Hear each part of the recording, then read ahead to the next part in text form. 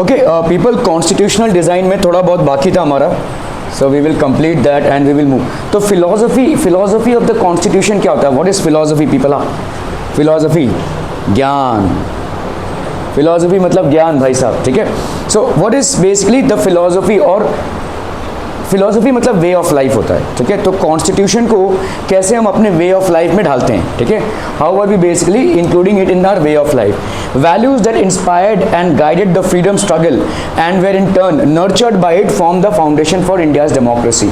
तो जब freedom fight हुआ था, जब फ्रीडम के लिए लोग लड़े थे, so they had some values in mind. ऐसा ही नहीं कि भाई हमको सिर्फ उससे आज़ादी चाहिए, ठीक है। आज़ादी लेकर आप करेंगे क्या? How will you basically frame the entire constitution? आप एक देश अगर आज़ाद हो जाता है, एक देश अगर आज़ाद हो जाता है, ठीक है, सो उस देश की आज़ादी के बाद उस कंट्री का बागडोर कौन संभालेगा? How will the country run, ठीक है। So that is one thing that we have to take into consideration कि वैसे वो कंट्री रन कैसे करेगा। So that is called philosophy of the constitution. तो कॉन्स्टिट्यूशन ऐसी रातों रात नहीं बन गया, कॉन्स्टिट्यूशन के पीछे एक बहुत बड़ा स्ट्रगल था। एक तो जब इंडिया को इंडिपेंडेंट कराना था, तो इन लोगों के माइंड में, देखो अगर तुमको आज की तारीख में तुम एक स्टूडेंट हो, लेट्स से तुम्हारा कुछ एम है, लेट्स से कुछ स्टार्टअप करने का तुम्हारा एम है after you complete your studies, ठीक है। तो वो मतलब स्टार्टअप आज आपने सोचा और कल डाल लेंगे, ऐसा नहीं होता है। You will have to basically investigate कि भाई साहब मार्केट कैसा है, मेरा ये धंधा चलेगा कि नहीं, मेरे क्लाइंट कहाँ पे हैं, या उनको कैसे मैं डील करूँगा, ये सारी चीज़ें आपको सोचनी पड़ेंगी, है ना। सो एक राष्ट्र के निर्माण में जब स्ट्रगल चल रहा था, तो उस स्ट्रगल के दौरान ही ये कॉन्स्टिट्यूशन का बेसिक रूल्स लेड हुआ। स्ट्रगल के दौरान देखा गया कि माइनॉरिटीज़ को हम ठीक से ट्रीट नहीं करते हैं। स्ट्रगल के दौरान देखा गया कि अनटचेबिलिटी अभी भी है। स्ट्रगल के दौरान और भी बहुत सारी ऐसी सामाजिक कुप्रथाएं हैं जो सामने आई, और इसीलिए जो लोगों ने कॉन्स्टिट्यूशन बनाया या जिन लोगों ने फ्रीडम स्ट्रगल में पार्टिसिपेट किया actively, they basically decided that when we form the constitution, it should free India from any kind of these ill effects that are prevailing in the society at that point of time, ठीक है। So values that inspired and guided the freedom struggle were in turn nurtured by it, ठीक है। तो freedom struggle के दौरान पे जो values थी, ठीक है, फ्रीडम फाइटर्स की, ठीक है, वही क्या हो गई भाई साहब, they in turn nurtured by it, वो नर्चर हुआ, ठीक है। हम एक राष्ट्र का निर्माण करने जा रहे हैं। सिर्फ ब्रिटिशर्स को भगाना ही फ्रीडम स्ट्रगल का मेन एम नहीं था। एक ऐसे राष्ट्र का निर्माण करें जहाँ पे आपसी भेदभाव ना हो, जहाँ पे इंसान फ्री हो, ह्यूमन राइट्स के वायलेशंस ना हो। इस तरीके के एक राष्ट्र का निर्माण भी पैरेलली साथ ही साथ चल रहा था, ठीक है। Form the foundation for India's democracy तो ये बेसिकली इंडियाज डेमोक्रेसी का एक पार्ट बना। Values are embedded in the preamble of the Indian constitution. अगर आप देखोगे एनसीईआरटी की किताबों में या आपके स्टेट बोर्ड के बुक्स में भी जो पहले लिखा रहता है वो प्रीएम्बल है of the constitution, we the people of India, ठीक है। वो जो प्लेज है that is basically preamble of the constitution. They guide all the articles of the Indian constitution. Preamble मतलब एक समरी, जैसे आपके चैप्टर का एक समरी होता है, देखो, ठीक है, जो पूरा चैप्टर है, चाहे मैथ्स का चैप्टर हो चाहे साइंस का चैप्टर, एक समरी होता है। वैसे प्रीएम्बल पूरे कॉन्स्टिट्यूशन का एक समरी है, किन सिद्धांतों पे, किन मूलभूत सिद्धांतों पे पूरा कॉन्स्टिट्यूशन बेस्ड है, ठीक है। They guide all the articles of the Indian constitution, ये सारे आर्टिकल्स को गाइड करते हैं, ठीक है। The constitutions begins with a short statement of its basic values। तो ये प्रीएम्बल है। आपने प्रीफेस देखा है, प्रीफेस आपके बुक्स में प्रीफेस होता है, इस बुक में है क्या उसके बारे में लिखा रहता है। इंग्लिश की बुक हो चाहे भाई साहब आपकी हिस्ट्री की बुक हो, कोई भी बुक हो, तो उसमें एक प्रीफेस लिखा रहता है जो ऑथर लिखता है, ठीक है। तो इसी तरह से constitution begins with a short statement of its basic values, और यही प्रीएम्बल है, ठीक है। That is basically the preamble to the this is called the preamble to the constitution. तो एक शॉर्ट समरी या शॉर्ट स्टेटमेंट है, मूलभूत सिद्धांत हैं जिसपे पूरा कॉन्स्टिट्यूशन बेस्ड है। The entire constitution is based on that, ठीक है। क्लियर है? ओके, ये तो खत्म हो गया।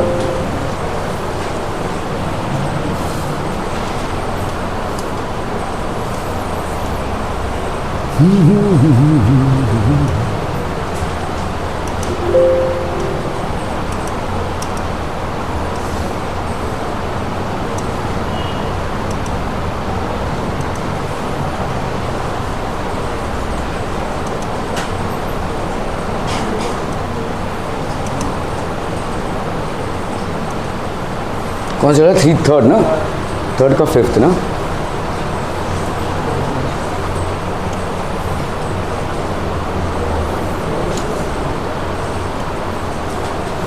Okay. So we are almost at the end of the chapter people. ठीक है, थोड़ा सा ही बाकी था.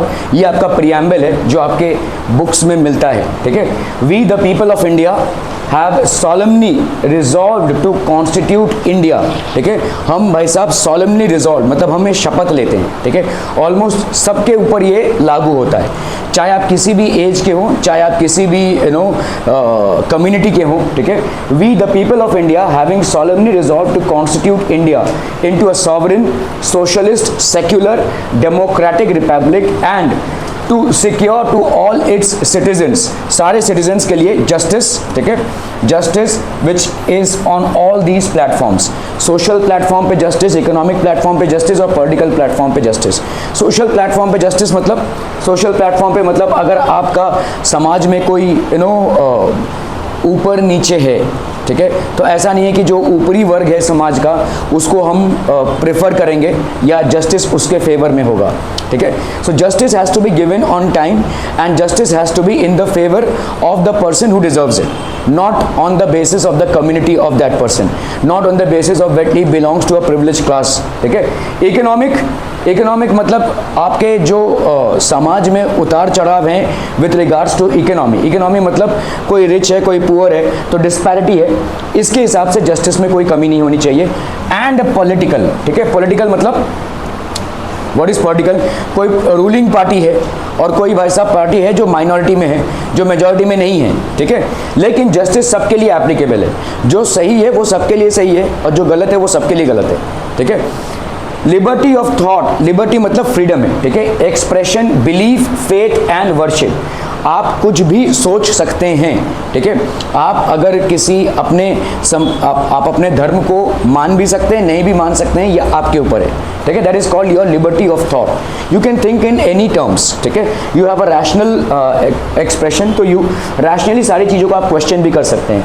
फ्रीडम ऑफ एक्सप्रेशन मतलब आप किसी भी चीज़ के अगेंस्ट में लीगली प्रोटेस्ट कर सकते हैं. गवर्नमेंट ने कोई पॉलिसी निकाली जिसके आप कॉन्स देखकर बोल रहे हैं कि ये हमारे लिए पॉलिसी ठीक नहीं है, तो आप खुल्लम खुल्ला उस चीज़ को अगेंस्ट में प्रोटेस्ट कर सकते हैं. आप खुल्लम खुल्ला उस चीज़ के अगेंस्ट में लोगों को कन्विंस कर सकते हैं. ठीक है, इसमें आपके ऊपर कुछ भी बंदिश नहीं रहेगी. There will be no tie up on this. ठीक है, तो you will be free to express yourself. Express yourself मतलब गाली गलौज नहीं करना है. ठीक है, लीगली जो भी पॉलिसी आई है उस भाई ये पॉलिसी में ये खामियां हैं और ये आगे चल के हमको तकलीफ देने वाली हैं, तो let's oppose this policy, you can oppose it. ठीक है, बिलीफ, आप जिस धर्म को भी मान सकते हैं, आपके ऊपर है. आप धर्म को परिवर्तन भी कर सकते हैं, ये आपके ऊपर है. That is absolutely up to you. आप कौन से धर्म के हैं और कौन से धर्म को मानते हैं, ये एब्सोल्युटली अप टू यू है. ठीक है, ओके. फेथ, ठीक है, एंड वर्शिप, आपका वर्शिप का जो प्रोसीजर है, आपका जो फेथ है, ये सारी चीज़ें आपकी इंडिविजुअल हैं. ठीक है, it can not be impacted और डिसाइडेड बाय समबडी एल्स. ठीक है, these are things. Equality of status and of opportunity, तो आपका जो भी स्टेटस है वो सब बराबर है. जस्टिस के सामने सब बराबर है. ठीक है, everybody is equal. Equality of status and of opportunity, और अपॉर्चुनिटी के लिए भी सारे लोगों को सेम अपॉर्चुनिटी मिलनी चाहिए. ठीक है, and to promote among them fraternity, assuring the dignity of the individual and the unity and integrity of the nation. So fraternity क्या assure करती है भाई साहब, आपको dignity of the individual, her individual का एक respect है, हर इंडिविजुअल का एक वजूद है. ठीक है, वो चाहे रास्ते का भिखारी हो या भाई साहब करोड़पति हो, but every one would have their own individual respect. You can not disrespect any person just for the financial status or maybe for caste or creed or anything, and the unity and integrity of the nation. In our constituent assembly, this 26th day of November 1949, so actually भाई साहब constitution assembly में constitution pass हो गया था कभी 26th day of November 1949, do hereby adopt, enact and give ourselves to the constitution. तो हम अपने आप को इस constitution को समर्पित करते हैं. That is the basic idea of constitution. ठीक है, तो we the people of India, ठीक है, इसमें क्या क्या है भाई साहब, the constitution has been drawn up and enacted by their people. हमने बनाया इस कॉन्स्टिट्यूशन को, किसी और ने नहीं.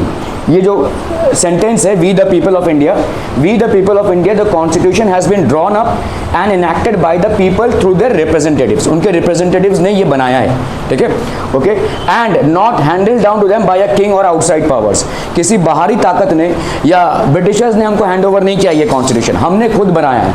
हमारे देश किन रूल्स पे चलेगा, हमारा देश, वो हमने खुद बनाया है, हमारे रिप्रेजेंटेटिव्स ने बनाया है। That's the reason we the people of India, ठीक है। It's not been imposed by us by any imperialistic power, let's say Great Britain और फ्रांस और व्हाटएवर, ठीक है।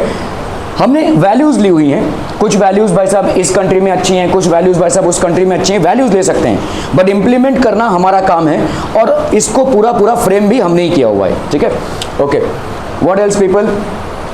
Sovereign. What do we mean by sovereign? People have supreme right to make decisions on internal as well as external matters. ठीक है, हमारे internal और external matters में पूरी freedom हमको है, sovereign. No external power can dictate the government of India.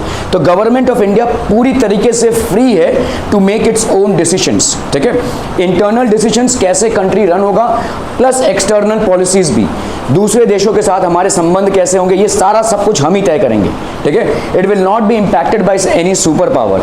Sovereign means people have the supreme right to make decisions on the internal as well as external matters. No external power can dictate the government of India. कोई भी external power government को dictate नहीं कर सकता, direction नहीं दे सकता, या उसको इन्फ्लुएंस नहीं कर सकता, ठीक है, क्लियर है। Sovereign, that's what we mean by sovereign. Now what do we mean by socialist? Socialist is what? Wealth is generated socially and should be shared equally by the society. देखिए ये सही मायने में पॉसिबल नहीं है, मतलब सबके पास बराबर पैसा हो, क्या ये पॉसिबल है? नहीं है, ठीक है। So nobody is stopping you from earning money provided you are legally earning it, ठीक है। वेल्थ इज जनरेटेड सोशली, तो एक सोशल सेटअप में वेल्थ जनरेट होता है। आप जंगल में जाकर पैसा जनरेट नहीं करते हैं, राइट, आप सोसाइटी में रहकर ही पैसे को जनरेट कर सकते हैं। तो वेल्थ इज जनरेटेड सोशली, एक सोशल फैक्टर है, ठीक है, and should be shared equally by the society. अभी इक्वली मतलब क्या है यहाँ पे? इक्वली मतलब अगर समझ लो कोई रास्ते का भिखारी अगर एक टूथपेस्ट लेने जा रहा है तो वो जितने पैसे देगा मैं भी उतने ही पैसे दूंगा, और कोई करोड़पति भी टूथपेस्ट का उतना ही पैसा देगा। ऐसा नहीं कि भाई साहब किराने वाला इसके लिए कुछ और दाम लगाएगा, इसके लिए कुछ और दाम लगाएगा, ऐसा नहीं है, ठीक है। So that is called equally by the society. This is called, क्या सोसाइटी में सारे लोग इक्वल अर्न करेंगे? ये पॉसिबल नहीं है। हमारा एक कैपिटलिस्ट सोसाइटी है, we can not have a structure in which everybody will earn equally. People earn as per their potential, उनके पोटेंशियल, कैलिबर और टैलेंट के हिसाब से वो पैसा अर्न करते हैं, ठीक है, उनका जो भी स्किल सेट है उसके हिसाब से। लेकिन जो मनी का डिस्ट्रीब्यूशन है इक्वली, इसका मतलब क्या है कि आप कोई भी चीज़ लेने जाएंगे, जो उस चीज़ का प्राइस होगा उसी चीज़ पे वो बिकेगा, ना कि शॉपकीपर के पास चॉइस होगा इसको इतने में बेचूं उसको उतने में बेचूं, ऐसा नहीं होगा, ठीक है। So money being shared equally, it means this, ठीक है। Government should regulate the ownership of land and industry to reduce socio-economic inequalities. तो गवर्नमेंट के पास, government is basically the owner of all land throughout India, पूरा ownership government के पास है, ठीक है। तो गवर्नमेंट को इंडस्ट्रीज को और सारी चीज़ों को ऐसे स्ट्रक्चराइज करना है ताकि यहाँ पे सोशो इकोनॉमिक इनइक्वालिटीज़ ना हो, सोशल सेटअप में और इकोनॉमिकली भी हमारी इनइक्वालिटीज़ ज़्यादा ना हो, ठीक है। We should not be having, क्योंकि जितनी ज़्यादा इनइक्वालिटीज़ रहेगी समाज में डिस्पैरिटी भी उतना जाएगा और उतना ही ज़्यादा भाई साहब क्लैश भी होगा, ठीक है, उतना ही ज़्यादा खुन्नस भी होगा एक दूसरे के लिए। तो that is called socialist economy, that is called socialist economy. Secular, we know what we mean by secular, मतलब सारे धर्मों के लिए हमारा एक समान ये रहेगा। किसी धर्म के लिए मेरा धर्म अच्छा है, ठीक है, बट इसका मतलब ये नहीं कि दूसरे का धर्म बुरा है, ठीक है। So that is called secular mentality. Citizens have complete freedom to follow any religion. कोई भी रीजन फॉलो कर सकता है। मैं हिंदू होकर क्रिश्चियन हो सकता हूँ, मैं क्रिश्चियन होकर हिंदू हो सकता हूँ, it's absolutely up to me, ठीक है। So this all citizens are completely free to follow their own religion. All citizens they can choose their own religion. ऐसा नहीं है कि मैं हिंदू परिवार में पैदा हूँ तो मेरे को हिंदूज़म ही फॉलो करना है। जनरली सब लोग वही फॉलो करते हैं, लेकिन आपके पास फ्रीडम ऑफ चॉइस है, कोई आपको रोक नहीं सकता, ठीक है।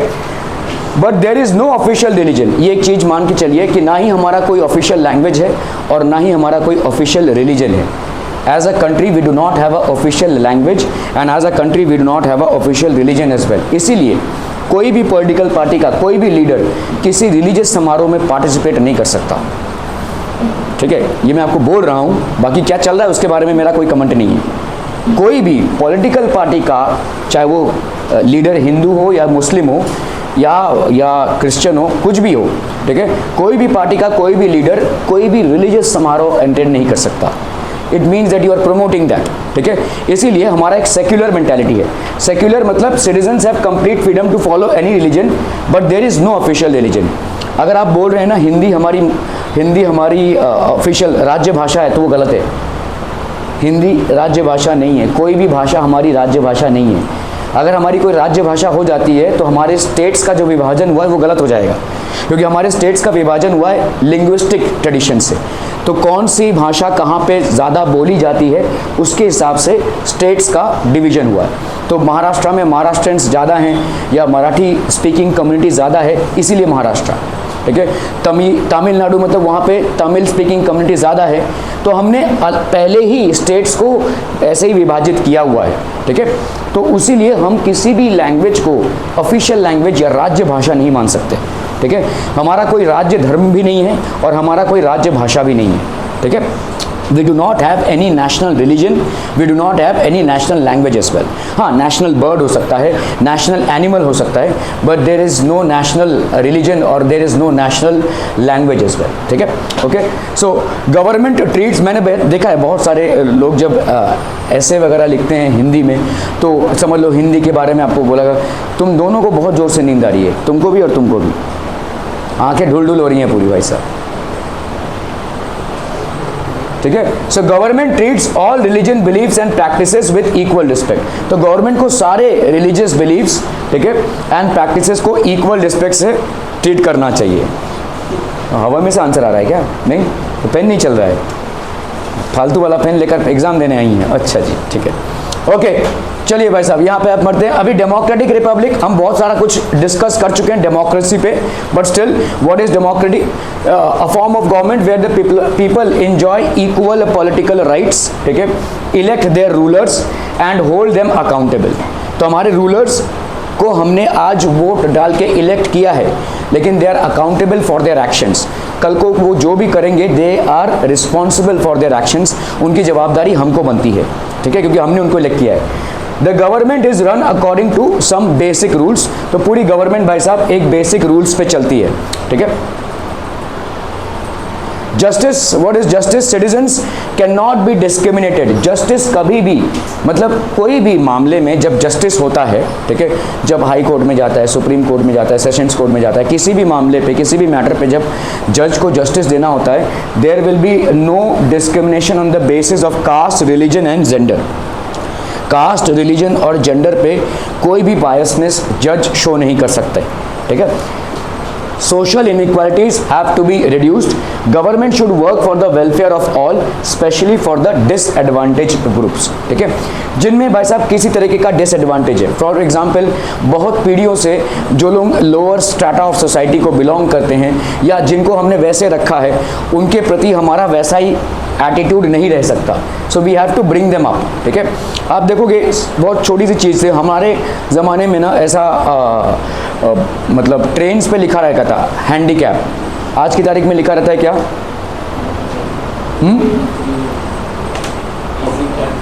क्या क्या? अपंग नहीं लिखा रहता अभी नहीं लिखते अपंग, अभी हम हैंडीकैप नहीं लिखते हैं,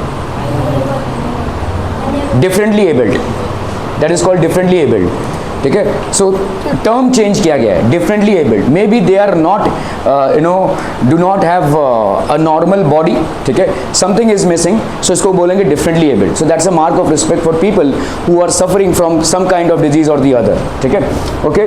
सो दैट इज डिसएडवांटेज ग्रुप। तो डिसएडवांटेज ग्रुप्स के लिए हमको एक स्पेशल सद्भावना प्रकाश करना है, ठीक है, okay. What else do we have? Justice citizens cannot be discriminated on the grounds of caste, religion and gender. Social inequalities have to be reduced. Government should work for the welfare of all. तो पढ़ लिया भाई साहब, okay.